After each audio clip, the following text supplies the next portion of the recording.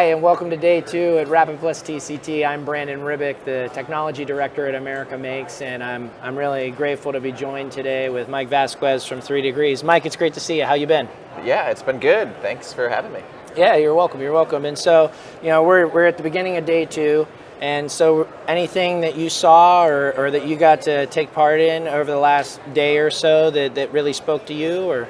Yeah, I mean, it's been just great to have people back in person. I think for me, I've just been I had meetings all day yesterday. We're launching some new refresh of our trace software, kind of a redesigned user interface for kind of data management for additive manufacturing, and kind of piling on a lot of the work we did with America Makes recently and the Rapid Innovation Call. So it was a good day connecting with a lot of friends and showing off some of the work we're doing on data management and kind of technical kind of repositories for 3D printing information. Yeah, so data management, that's a big topic in additive. Not only to help kind of ensure the longevity of the work you're doing today, but also to kind of work with your collaborators. So, I mean, in terms of the solutions you're working on, what really about what you're doing incorporates data management into your product? What does that mean to you? Yeah, so I started my career, I'm a materials engineer, and so I started a company called 3Degrees about 8-9 years ago, and primarily we were helping companies kind of move additive to production, kind of getting over that bump, and everyone's always thinking about, hey, like how much do I need to get someone to sign off to get this new metal machine, $1 million, $2 million, to get the facility, all that, and like that's really where the focus is, and like you get a nice machine in, like the VIPs come in and say, hey, look at our shiny new equipment, we're printing in aluminum, like that's awesome. But then like as you get further along and like you come back to that facility in like 3 months, you realize like they have a stack of paper, stack of emails, Dropbox, SharePoint, data, like all over the place, and they're trying to get to production. And what we were finding was that like most companies, we actually did an informal interview. We talked to 100 different 3D printing kind of users and kind of people in this kind of arena going towards production. And by far the most popular 3D printing software is Microsoft Excel, because that's what everybody uses to put their data in.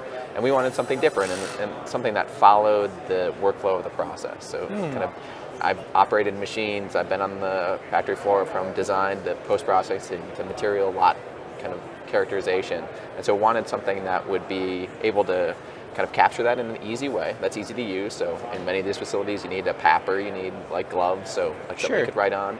But then also like there's a lot of different tiers of people who use the data. You need data for quality management, you want engineering data that people can use to develop materials and look at, hey, what's the next process improvement that we can use, and you need operators to look at and say, okay, hey, we're on schedule, we need this lot.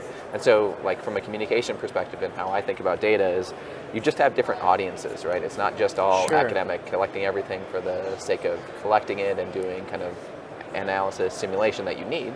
But like there's also like other kind of pieces that you have to be able to communicate that story in different ways, and so that's how we kind of think about it. First you need to capture it like in an organized way, and then you have to analyze it in different ways and parse it for different people. Yeah. So you've been getting engaged a lot in activity at America Makes lately in that capacity. Talk maybe a little bit about what you've been doing there and how the solutions you've been working on align to the needs of like the R&D community. Yep. And so about maybe 9 months ago, we saw a Rapid Innovation Call that was posted on the America Makes website. We've been members for at least 5 years, I think it's at this point, and it was looking at building a searchable materials database to address some of the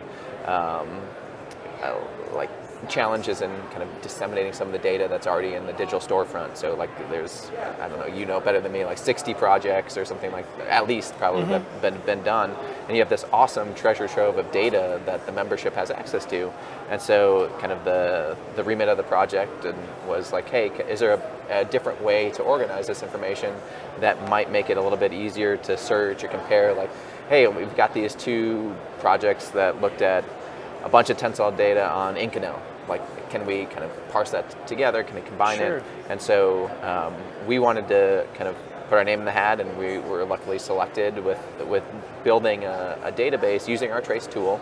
But our approach really was to be collaborative in this effort because we think it's such because of that whole mindset of like there's a lot of different perspectives here. So Right. like in addition to us on the members or on like as kind of project lead, we had Senball, which is kind of a group of experts on kind of material database, data pedigree. EOS as an OEM was in the mix because they get machine data, like they're kind of building their machines to output data in some cases. Deloitte was on it, kind of the voice of like kind of looking at overall America Makes and like how do memberships engage. And then Northrop Grumman as well as an end user who's done a lot of project data and Stephen Floyd was kind of really important in kind of helping us kind of frame like how do we think about the pedigree. And so it was a short project, but I think we accomplished a lot in the idea of like both pedigreeing a data set. So what do members as they get involved with America Makes projects and work with the working groups, how should they capture the information that they're generating for their projects, whether it's tensile data or something else. So making a standardized format that either can be uploaded to something like Trace or on the digital storefront, so it's a little bit searchable.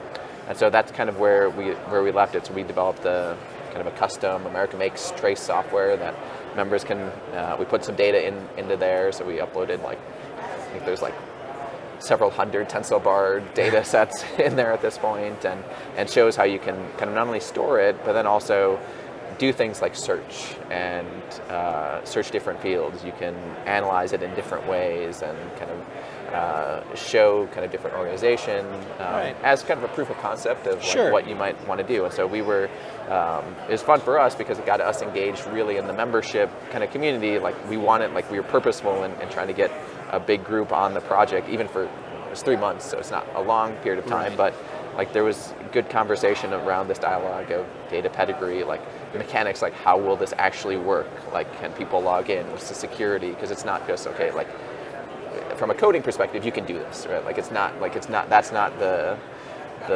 challenging part. It's more like the mechanics of like communicating it and getting buy-in from a number of different kind of stakeholders so that they actually use it. So. Yeah, no, I think you bring up a great point, right? It's the difference between capacity and capability, right? Like it's there, but what makes it user friendly? What makes it valuable? I guess how do you add utility to it, right? I guess kind of as a bit of a forward note. Are there things you're looking at there now that you're working on refining the tool? I think you mentioned some things about improvements to the user interface, and is there a way that maybe some of that intersects with engagement with the membership to kind of gather their opinion as well? I don't know. Yeah, so there's we're always improving on different things because there's a lot of work there. I think this at Rapid we just launched a completely new user interface. So I think in the coming weeks, kind of based on kind of the project work that we just finished is going to be kind of linkable on the digital storefront for members who want to check it out. So I think that'll be up there. That's great. And then the other things we're really interested in working on is kind of, we spent a lot of time in this project kind of getting that data pedigree together, kind of getting the information organized, but we also wanted to make sure that like kind of the next step is really like what do you want to analyze? Like what's the so what? Like what's the so what, right? Yep. Do you want to be able to say, okay, like let's look at these 10 different builds and you can graph tensile results. Like we had a good conversation at TRX a few weeks ago. It was like, okay, like data for the sake of data is interesting, but like how do I kind of parse it in a little bit more detail that you can compare, like that you can start to have, we're able to house images, so can you put the fracture specimens next to the tensile data so that you can kind of say, okay, like that was an anomaly, we can chuck that data, or kind of parse it in different ways so that you're taking multiple levels of data and combining it together. So what we're really engaged with the membership on, like continuing to be involved in some of the working groups, is kind of that conversation, like, okay, like now that you have this, like what can you do with it? We do some like light analysis there, and we can kind of do comparisons. But I think there's a whole host of things. Like, is it something like a design allowable, so that maybe you can overlay, a member could overlay data that they're seeing and say, hey, does it fit generally into what we've seen? Like, I think, is it maybe highs and lows, like kind of bounding boxes for different outputs of results. So I think that's where I'd like to really take it, and Yeah. I think that's the exciting part, honestly. I think so, yeah. From everyone's perspective, academic or commercial. I think there's a lot of stuff of like, how do I do my job better, cheaper, faster, more efficiently, whatever it may be. Yeah. So I guess in terms of your experience, doing this work with the Institute and seeing how things have kind of started to unfold with the Rapid Innovation Call, Yep. do you have any kind of, words of insight or recommendations to other members who might be thinking about, is this a good opportunity for me? Yeah, I mean, I would say get involved. I mean, the Rapid Innovation Call was, that was the first, I think it was about a year ago that we applied to be on our first project. Actually, it was Senvol that kind of brought us into the conversation. Okay. We had never applied to or written a proposal before, and so Zach and Annie from Senvol were like, hey, I think this might be a good one to kind of collaborate on, and so we did, and then subsequently, I mean, I don't think I can officially talk about it, but we're involved in another one that's Good. coming up. And since even TRX, we networked with a bunch of folks and members that were there.